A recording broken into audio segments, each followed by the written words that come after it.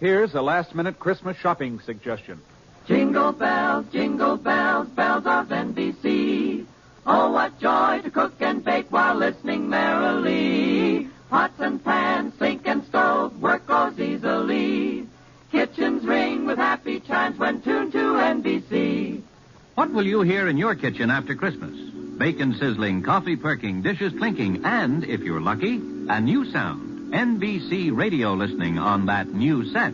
The perfect gift to lighten Mother's long hours in the kitchen. Kitchens ring with happy chimes when tuned to NBC. James Stewart as the six-shooter.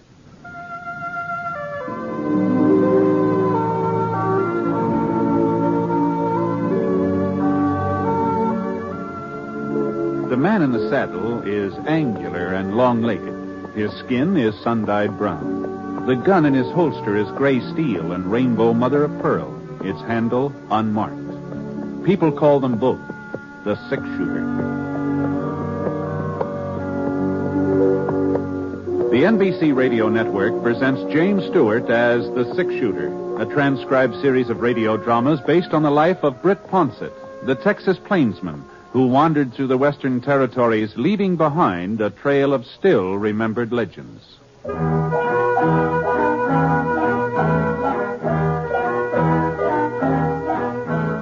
There was a nip in the air, not a freezing, biting, angry nip, but a sort of tingle that made the morning stars shimmer and swung them out of their orbits a little closer to the earth. Oh, it was a winter nip, all right, but not a hard winter. Not a winter when the cattle would come down from the high places, poking their noses into the ice-encrusted ground. It was a mild winter nip. Mild enough so that the breath of the boy on the Pinto turned only a faint gray as he rode toward the campfire where the man was sitting. Howdy. Hello, mister. I see your fire. I thought maybe you wouldn't mind if I gave my pony a chance to warm up. Sure. Make yourself home. Easy, Black, easy. You heading for Thompson's Corners, mister? That's right. I just came from there. Oh, well, you must have been riding all night. Oh, just about. You see, I'm running away from home. Oh, that's so. Seems kind of a funny thing you'd pick this time of year to run away. So close to Christmas, I mean. I hate Christmas. Oh? It's just for kids, anyhow. Well... I heard Aunt Millie say so. Christmas is for children, that's what she said. Johnny's old enough to do without all that fuss and nonsense. I heard her tell Mr. Franklin that. Oh, you don't live with your folks, huh, Johnny? No, sir. They died about 8 months ago. Oh, I see. Christmas was all right when I was with them. Of course, I was a lot younger then. Oh, yes. It just beats me the way folks take Christmas so serious. Well, I don't know. As if getting presents made any difference. As if I really cared about that knife. Well, is that what you wanted, a pocket knife? I don't want a knife. I don't want anything. I just wish there wasn't any Christmas, that's all. Mm-hmm. Well, I guess you aren't the first person to feel that way. You know, it seems to me I remember reading a story once about a fellow who felt the same way about Christmas you do. Just didn't have any use for it. What happened to him? Well, I doubt if I can call it to mind after all this time, but as I recollect... Now, mind you, this may not be word for word, but as I recollect, the man that it was about, the one that hated Christmas, that is, well, he was a real skinflint, he was. He just as stingy as they come. His name was, let me see, Eben, something like that. Eben? Eben, yeah, I'm pretty sure that was it. Well, being so tight-fisted, this fellow Eben, he got to be the richest man in the whole territory. He owned a ranch? Oh, sure. Had 4 of them. 4 ranches and store buildings and farms and maybe a bank or 2. He was rich. I bet he had a mighty fine ranch house. No, he didn't have a ranch house. Eben wasn't the sort to spend money on a ranch house unless there was profit in it. See, he just lived alone in town, had himself a steady room at the hotel. Well, anyway, one night while Eben was sitting in his room having supper, Christmas Eve it was. Well, on this particular Christmas Eve, His only kin, a nephew, lived in the same town. He stopped by the hotel. To wish you a Merry Christmas, Uncle, and invite you to our place for dinner tomorrow. Christmas, fiddlesticks. Tolerant. I suppose you'll be closing up your livery stable for the occasion. Why, sure, Uncle Eb. And just how will the horses know it's Christmas? Answer me that.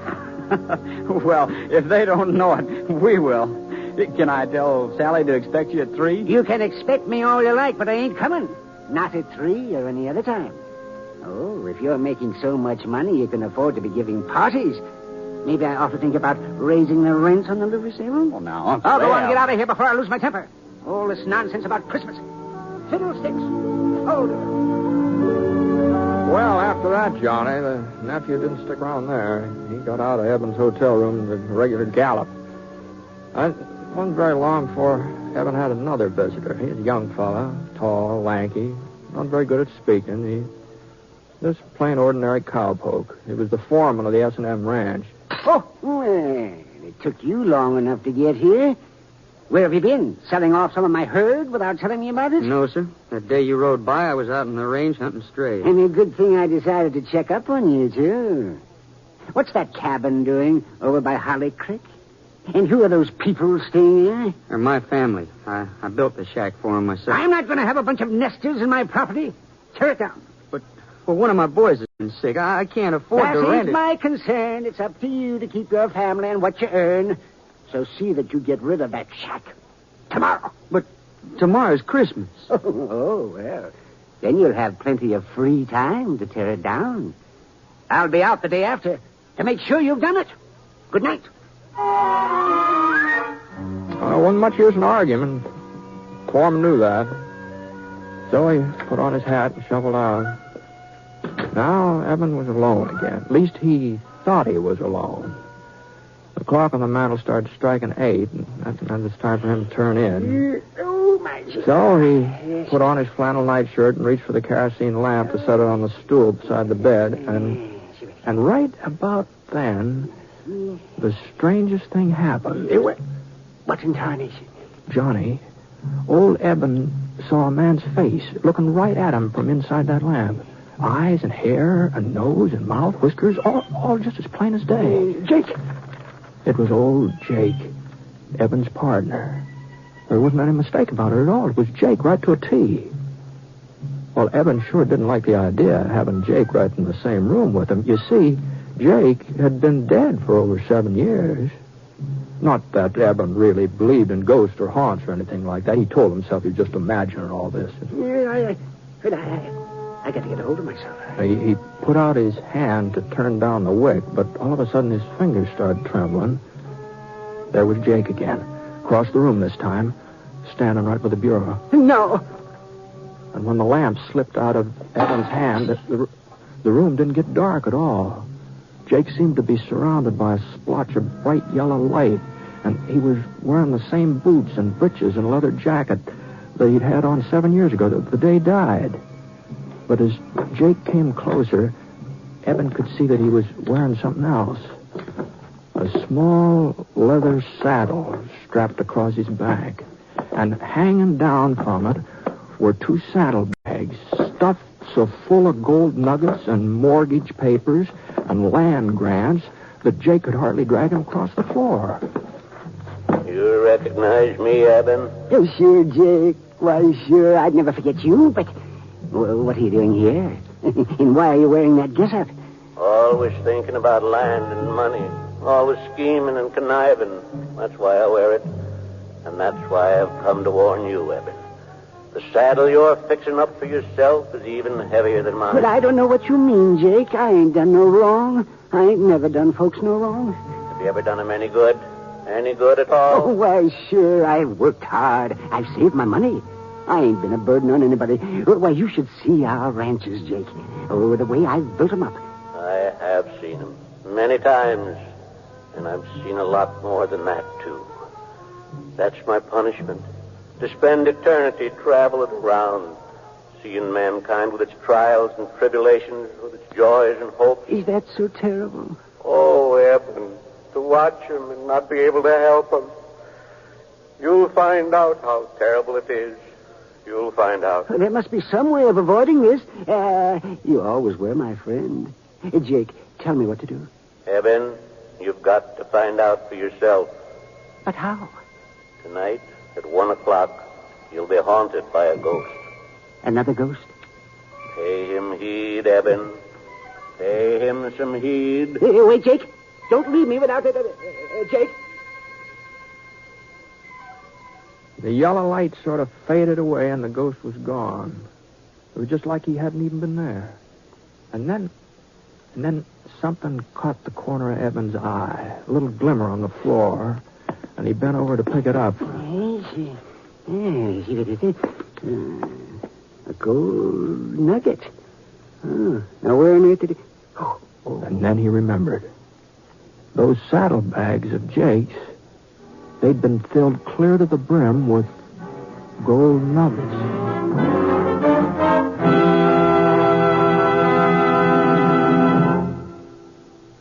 We're interrupting our story for only a moment, and only to tell you, our unseen audience, that you have helped more than you may realize to make this a very Merry Christmas for all of us on this program. Your being with us each week, your many kind letters, have told us that all the work that goes into bringing you the six-shooter has not been in vain, and we're grateful. So, friends, from all of us, Jimmy Stewart and the cast, our writer, our director, engineers, and sound technicians, our best wishes for a happy holiday season.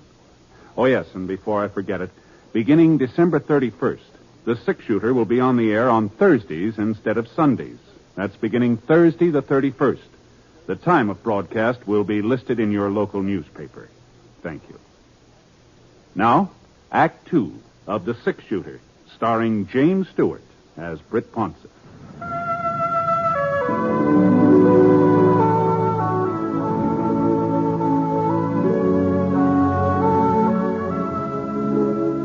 Gee whiz, a gold nugget. Then Jake's ghost really had been there, huh, mister? Yeah, there just wasn't any doubt about it, Johnny. Oh, what happened then? Did the other spook turn up?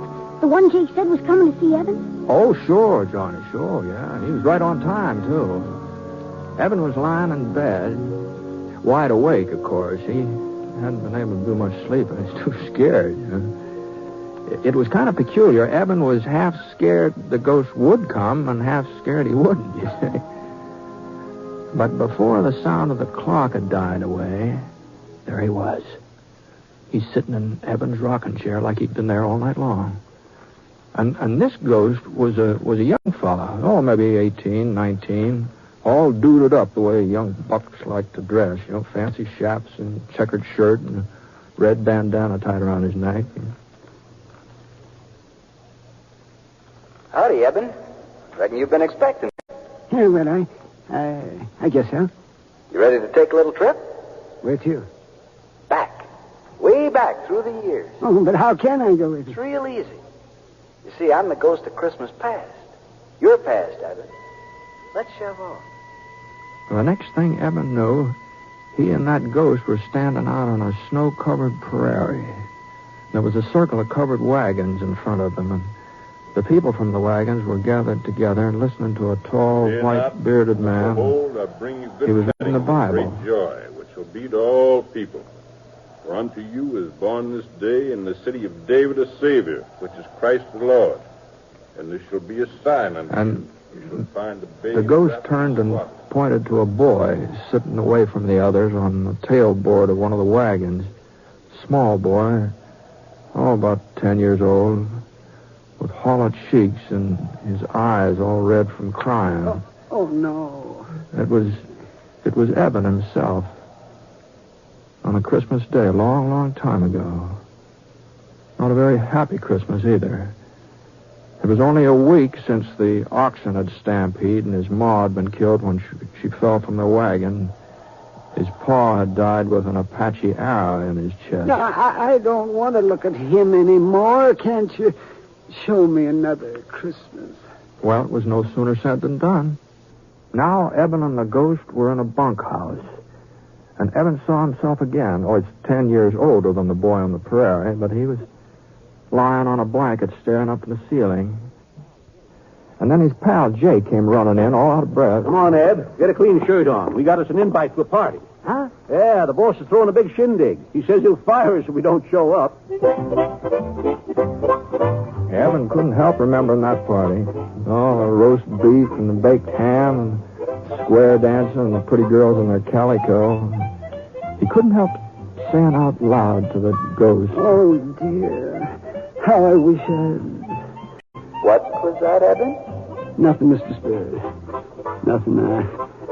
I was just remembering how I treated my foreman today. That's all.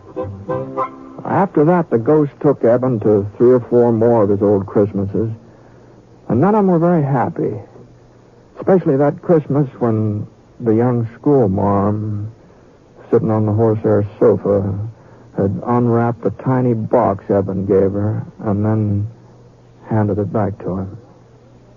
It's a lovely ring, Eben. But I can't wear it. Well, you're not courting somebody else. No, Eben. But you are. You're courting something else. Bill. Land and money, cattle, profits. They mean more to you than I ever would. I'm sorry. Mr. Ghost, no more of the past. Please, I've seen enough. A man wants to forget. Sure, Eben. Whatever you say. And before Eben could blink his eyes, he was right back in the hotel room. But once he got there, he blinked real hard because all of a sudden the ghost was becoming a different person. He was getting fatter, and his stomach popped out 2 or 3 inches, and a few wrinkles creased his cheeks, and finally his chaps turned into a shiny blue serge suit with a heavy gold chain dangling across the vest. Hey, well, what's happened to you? Why are you so different now? You seem to be getting tired of the past, so I thought we might take a gander at the present, if you've got no objections. Well, the hotel room just melted away, and Eben was looking at that cabin his foreman had built on Holly Creek. Well, that cabin sure was crowded. Oh, there must have been 5 or 6 children, all helping their mother get the Christmas dinner, all laughing and talking, as busy as summer colds. But when their father came in, he had a long face and a tired mouth, and his wife looked up and wanted to know what was troubling him. Oh, I was thinking about old Eben. That's not a very pleasant thought for Christmas, Bob. By the way, what did you want with you yesterday? Was it about this cabin? Yeah. Oh, no, of course not. Well, let's get on with dinner. Sit down, everybody. Now, where's my Tim, huh? Well, I guess we're just going to have to eat. And Bob looked all around the room. He was pretending he didn't see the little fellow in the corner. The boy with an iron brace on his leg and a wooden crutch propped up against the wall. But little Tim, he wasn't going to be ignored. Here I So Bob picked him up and carried him over to the table. God bless this food, this house, and us and our friends. Even old Eben. Amen. The family found that part about Eben a little hard to swallow, but they finally managed, and Tim was the last one to chime in. God bless us, everyone. Eben didn't want to watch what was going on in that cabin any longer, but the next place the ghost showed him wasn't much easier on him. There was a big party going on at his nephew's house back in the livery stable. And one of the ladies was blindfolded, you see, and she was trying to pin the tail onto a donkey. But there was something peculiar about this donkey, about the way it was drawn. It looked more like a person than an animal. Well, Eben recognized who it was supposed to be right off. You see, folks, I invited Uncle Eb to be with us, but he turned me down flat. So I figured we'd have him here in spirit, if not in the flesh.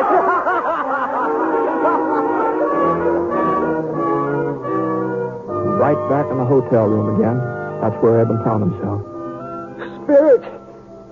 Spirit, you showed me the past and the present. What's left to see? The future, Eben. The future. And that's how Eben came to see a Christmas of the future.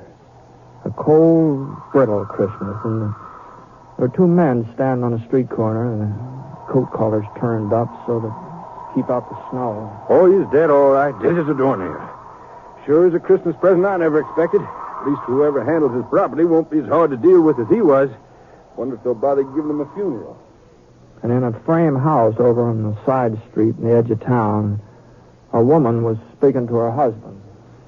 Funny. To me, he's been dead for years.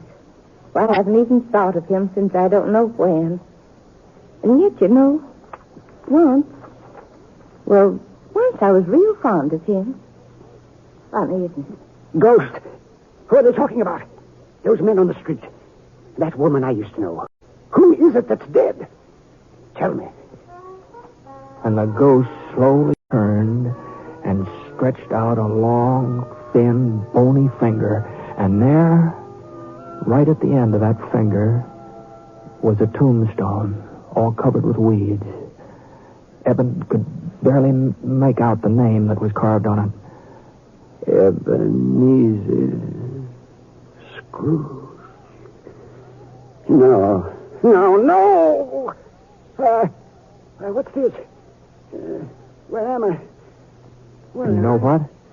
He was right in his own bed, in his own nightshirt, and the sun was streaming through the frosted windows. But Eben didn't stay there very long, not for very long. He got into his boots and trousers as fast as he could, and he dashed down the stairs, out into the street. Well, you see, the stores being closed gave Eben quite a problem. Well, he'd just have to make Fuzzy Wagner open the butcher shop up, that's all. Of course, Fuzzy didn't have much choice, seeing as how the shop was located in one of Eben's buildings. And when Eben told him what he wanted, a turkey and a ham, well... No. Better make it 2 hams and send them out to the cabin on the S&M ranch. And they're not to know that I ordered them. You understand, Fuzzy? Here's the money and a little extra for your trouble. Well, before Fuzzy could get his jaw shut up again, Eben was on his way, and he headed right straight out to his nephew's house. And Eben was the life of the party, too. Well, the way he carried on, he's laughing and making jokes and telling stories on himself, and he insisted that they use that donkey with his face on it when they played games, Yes, because that's what I've been all these years. A real 4-footed, long-eared donkey. The next morning, though, that's what Eben enjoyed the most. He was up bright and early and hitched the team to the buckboard and drove out to the S&M, hurrying the horses all the way. Come on, Bess. Come on, Martha. Step a little lively. If he could just get out there before his foreman started tearing down that cabin. Whoa, Martha. Whoa. Yeah. Well, Robert? Yes, sir? I see you ain't carried out my orders. Well, it was Christmas. I just couldn't tell him I'll do it today. Oh! This is the last straw. I'm not putting up with your shenanigans any longer, young fella. Oh, but please... That cabin's coming down and no buts about it. And then we're building a new ranch house in its place. Big enough for you and your whole family. What? Oh, yes. I'm also doubling your wages as of last week. Merry Christmas, Bob. Even if I am a day late. No, not a day. More like half a lifetime. But Merry Christmas anyway. And as your son says, God blesses everyone.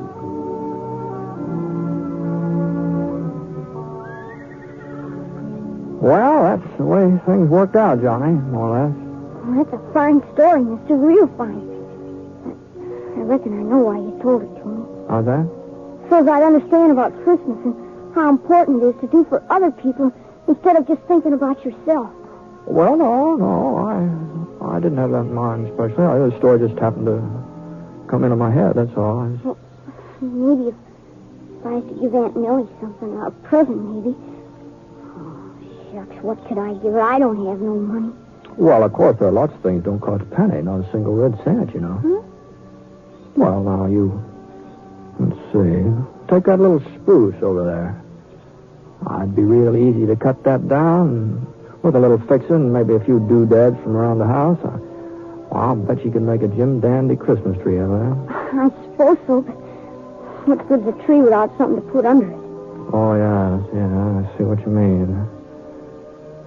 Johnny, You don't happen to know Jim Bender, do you? In Thompson's Corner and his 3 daughters? He's only got 2, mister. Sarah and Emily. Oh, is that so? That's so. I was spending Christmas with them.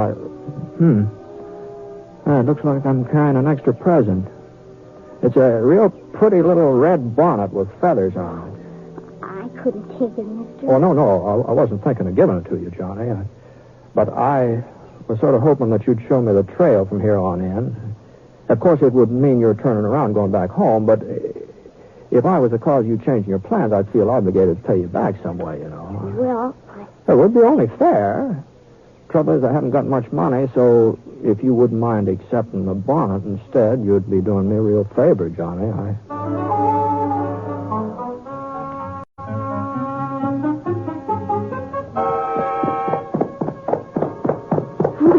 There's Aunt Millie out in the yard. Oh, she looks mad in a wet hen. Well, there is a resemblance. I'll have to admit that. Where in tarnation have you been, John Cartville? I've been looking high and low for you since dawn. Well, I just went for a little ride, Aunt Millie, to get us a Christmas tree, see? Christmas tree? Fiddlesticks. This gentleman won't cut it down. I'll just take it inside. Be right back, mister. If we had any use for a Christmas tree. I suppose he's figuring there'll be a whole lot of presents under it. No, I don't think so. But just between you and me, I got a hunch there'll be at least one person waiting for somebody. What are you talking about? Oh, no. It wouldn't be fair for me to speak out before Christmas. You know that. You don't mean he's got something for me? No. You mustn't get too curious so early. But I thought he didn't like me. I thought he just hated having to live here with an old maid. I guess I just don't know nothing about kids. Nothing at all. I don't deserve to get... Well, I think I'd better get moving along. Say goodbye to Johnny for him, will you? And I wonder if you'd give this to him. Yeah, tell him the little blade on it's kind of dull, but... A pocket knife? Yeah. Now, how did you know? So long, Oh, God bless you, mister. And Merry Christmas. Merry Christmas.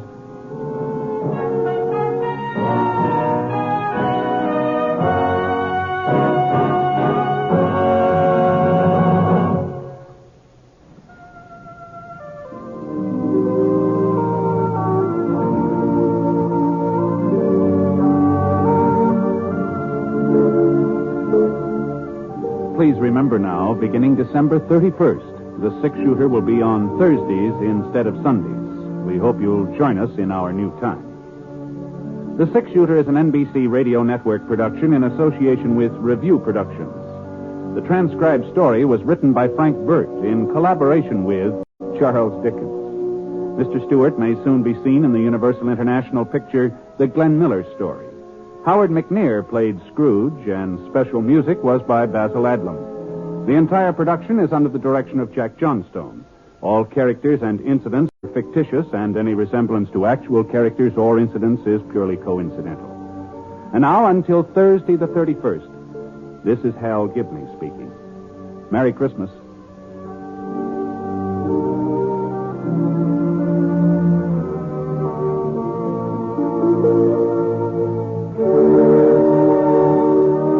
Tonight, hear Rex Harrison and Anna Lee in the NBC